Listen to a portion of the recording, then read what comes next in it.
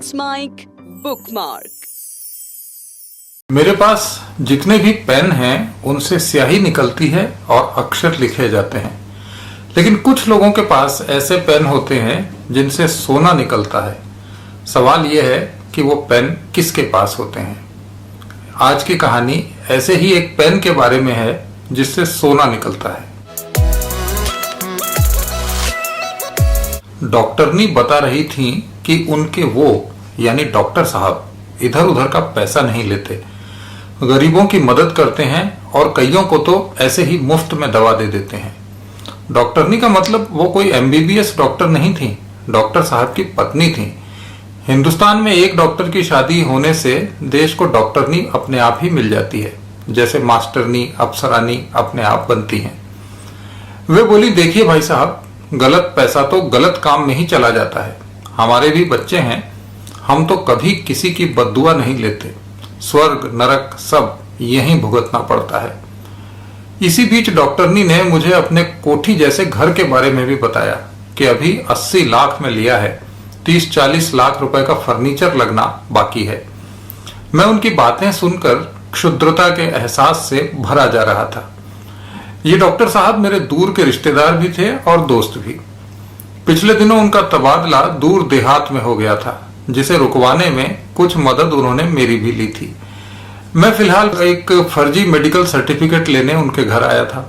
Doctor साहब clinic में थे, उन्हें मेरे आने की खबर दे दी गई थी और मैं उनके नए घर की भव्यता देखते हुए उनकी पत्नी यानी डॉक्टरनी साहिबा से सादगी और नैतिकता का प्रवचन सुन रहा था।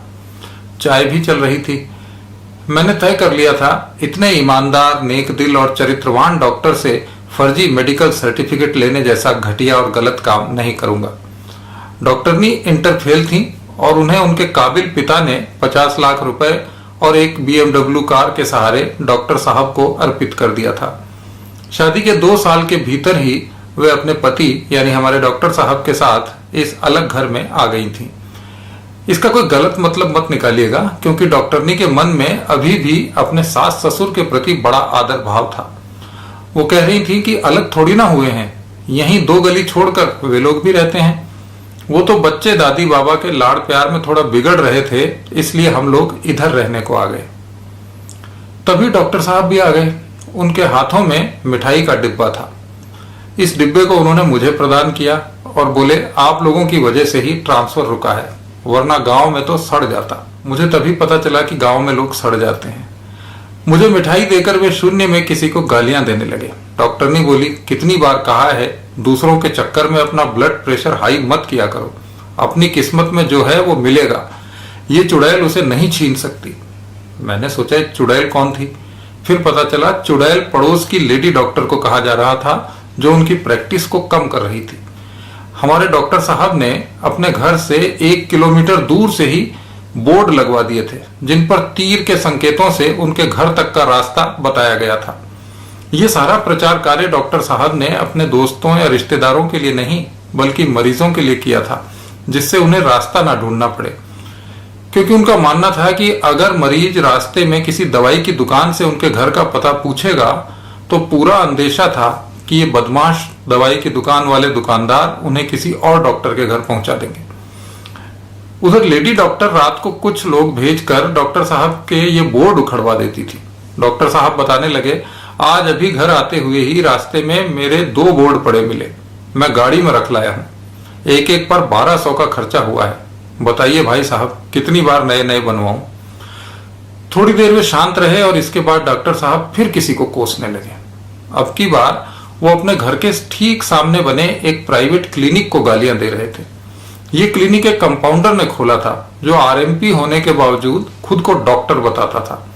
जिस इंजेक्शन के हमारे ये डॉक्टर साहब 100 रुपए लेते थे, वो आरएमपी कंपाउंडर 50 रुपए में ही लोगों के लगा देता था। डॉक्टर साहब अपने नसीब और इस मोहल्ले से दुखी थे, जिसमें उनके मुताबिक आदमियों से ज्यादा डॉक्टर रहते हैं। तभी घंटी बजी और डॉक्टर साहब उठकर चले गए।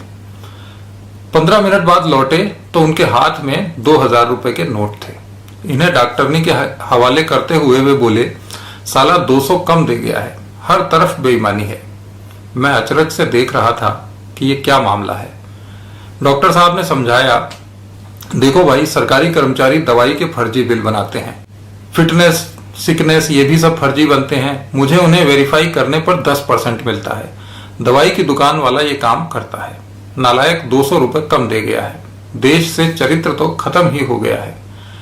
उनके हाथ में एक बंडल भी था, इसमें मेडिकल सिकनेस और फिटनेस के फॉर्म थे। डॉक्टर साहब ने उन पर फटाफट अपने हस्ताक्षर किए और उंगलियों पर हिसाब लगाने लगे।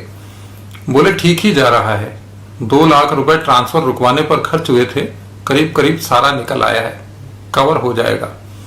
हम लोग बैठे थे, तभी उनकी डिस्पेंसरी से कंपाउंडर का फोन आया। जिस इलाके में उनकी डिस्पेंसरी थी, वहां एक कच्ची बस्ती से कई मरीज एक साथ उल्टियां करते हुए आ गए थे। ये सुनते ही डॉक्टर साहब तुरंत तैयार होकर निकले। मुझे मेडिकल सर्टिफिकेट बनवाना था, इसलिए मैं भी उनके साथ लगा रहा।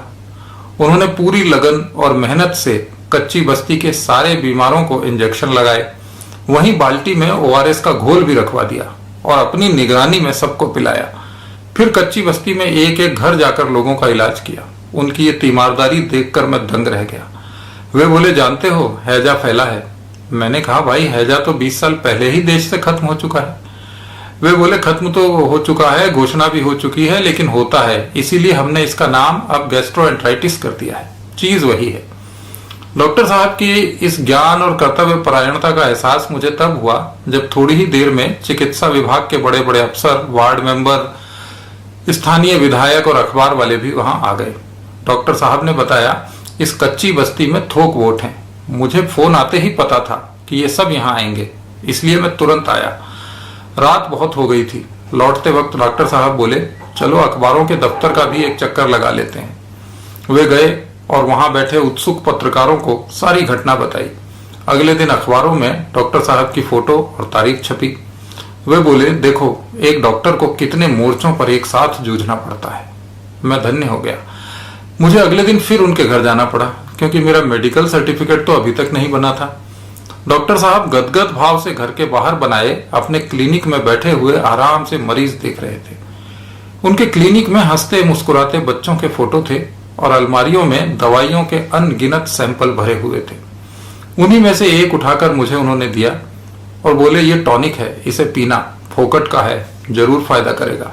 मैं इसको रोज पीता हूँ और हर मंगलवार 8 किलोमीटर दूर हनुमान जी के मंदिर पैदल जाता हूँ।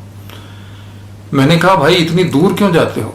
वे बोले बड़ी शक्ति है भैया उनके नाम में, मेरा ट्रांसफर उन्होंने ही रुकवाया है, बड़ी कृपा है मेरे ऊपर बजरंगबली की।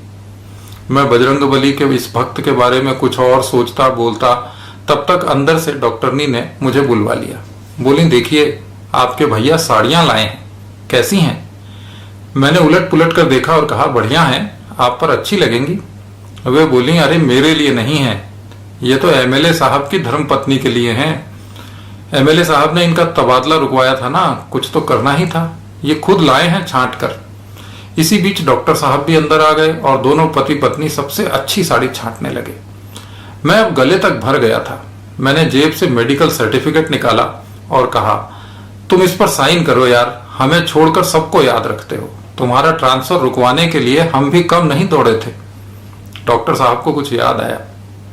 उन्होंने झटपट जेब से अपना कलम निकाला, विदेशी था, और मेरे सर्टिफिकेट पर साइन किए। फिर वो पेन मेरी जेब में लगा दिया। बोले रखो, बाहर का है और उससे भी बड़ी बात डॉक्टर का है, सोना उगलता है, तुम लेखक हो, तुम्हारे काम आएगा। मैंने वो पेन रख लिया, पर यह कमबख्त आज भी स्याही ही उगल रहा है। डॉक्टर साहब ने दूसरा पेन ले लिया है, उनके हाथों में वो पेन भी सोना ही उगल रहा है। आप सुन रहे थे let's mind more than radio. Follow कीजिए हमें हमारे सोशल मीडिया प्लेटफॉर्म्स पर। It's time for news. It's time for More Than Radio. Presenting the first radio news app, Let's Mic. Let's Mic, a news-based app on your phone where you get to watch and listen news, talk shows, interviews, radio show podcasts. On Let's Mic, you get all relevant information of TV, print, radio, podcast, and digital. Let's Mic talks about every segment of life.